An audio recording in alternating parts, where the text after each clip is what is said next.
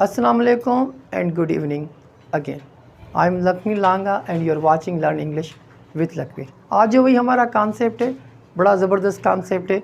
आज जो हमारा कॉन्सेप्ट है भाई टू का है। ये देखो एक टू ये होता है, एक टू TOO होता है और एक टू होता है TWO टू, लेकिन तीनों की मीनिंग अलग होती है।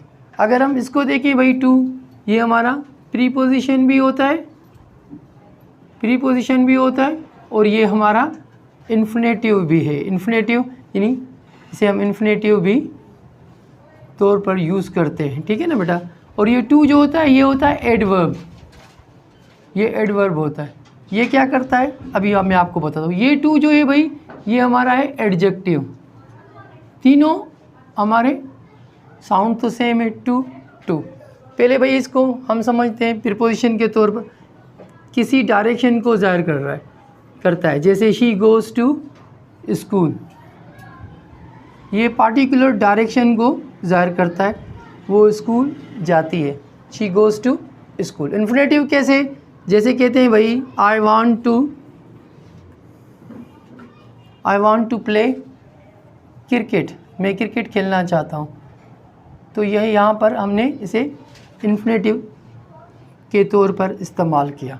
जैसे हम कहते हैं आई वांट टू प्ले, जैसे आप कहते हो I want to talk to you, I want to speak English with anyone else. तो इस तरह आप इसे इस्तेमाल करते हैं। अगर हम बात करें भाई एडवर्ब की, एडवर्ब क्या करता है भाई, एडवर्ब एडजेक्टिव में मीनिंग देता है या दूसरे एडवर्ब में मीनिंग देता है या वर्ब में मीनिंग देता है। लेकिन ये यहाँ पर क्या करेगा भाई, एडजेक्टिव में मीनिंग देगा, उसकी क्या करेगा भाई, उसकी इंटेंसीफाई करेगा। इंटेंसीफाई का मतलब होता है भाई उसमें बढ़ाएगा, यानी उसकी तादाद को बढ़ाएगा। जैसे अगर मैं कहता हूँ कि भाई ही इज़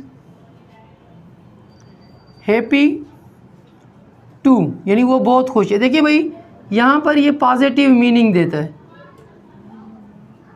किस में मीनिंग दे रहा है, ही इज़ हैप्पी टू, वो बहुत खुश है। लेकिन mostly we use with in negative meaning.